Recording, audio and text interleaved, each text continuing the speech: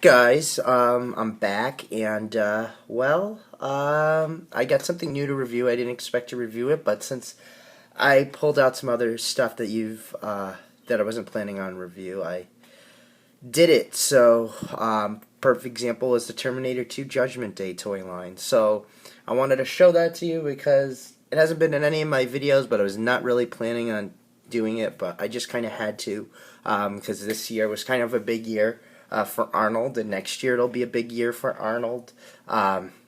So with Expendables 3 that just came out, and Terminator Genesis that's coming out next year, I might as well bring out another Arnold toy line. Now, it's on the same scale as Terminator 2, but the only thing is this movie didn't do that well, and I'll just jump right into it.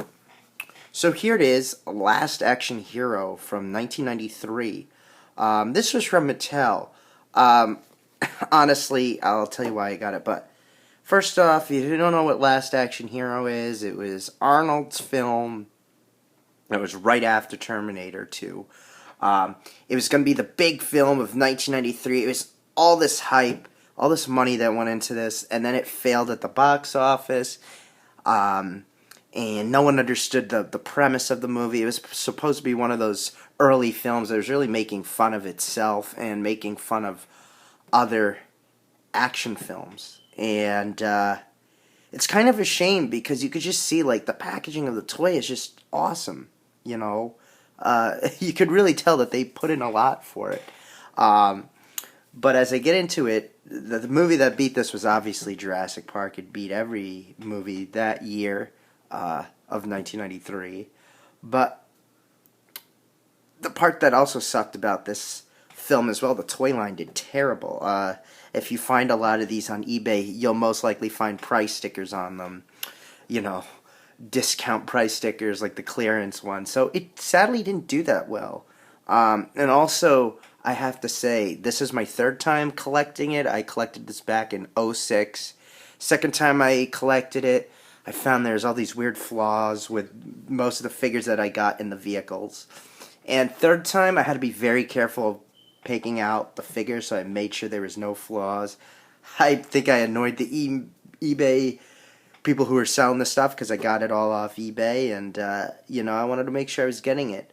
And there are some flaws on these toys that are permanent, so it's kind of sad because I read up on this, and it was just a very rushed film, rushed toy line, rushed everything that had to do with merchandising. So it had potential, but it was just not handled right.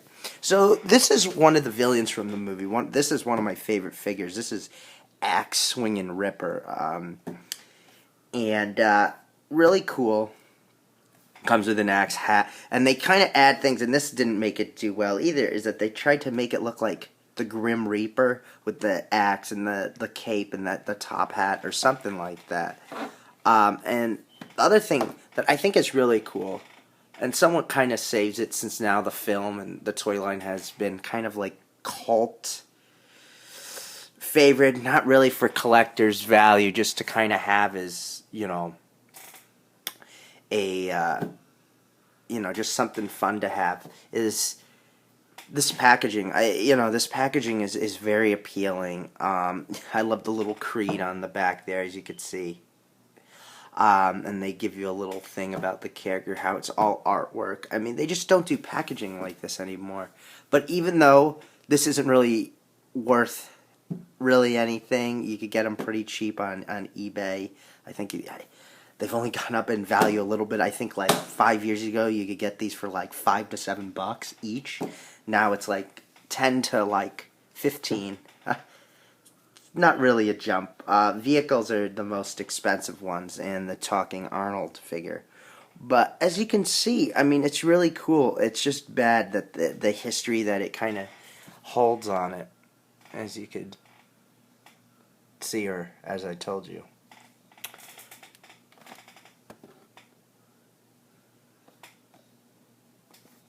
So, yeah.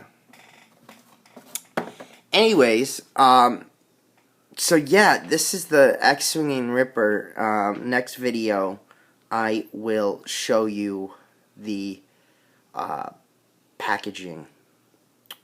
Actually, not the packaging. I'll open him up for you. But another thing I wanted to throw out, and this is probably another reason that didn't help it very much, since this is my third time collecting this,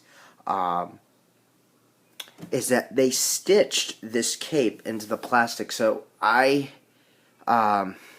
order to do a next video, I have to go out and get little hobby scissors and cut the cape out because there's string that's holding it in. I don't know why they did that.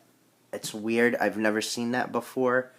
I guess they were trying to do a new way of protecting capes, but I guarantee you most kids who got this toy in 1993 probably ripped the cape out and didn't even bother that there's a string kind of holding it intact just for the packaging. So if you go on eBay and you see loose ones, mostly the cape isn't included because it probably got shredded to pieces or when they took it out of the box. So another little fail part on Mattel. But anyways, stay tuned to part 2, and yeah, thank you.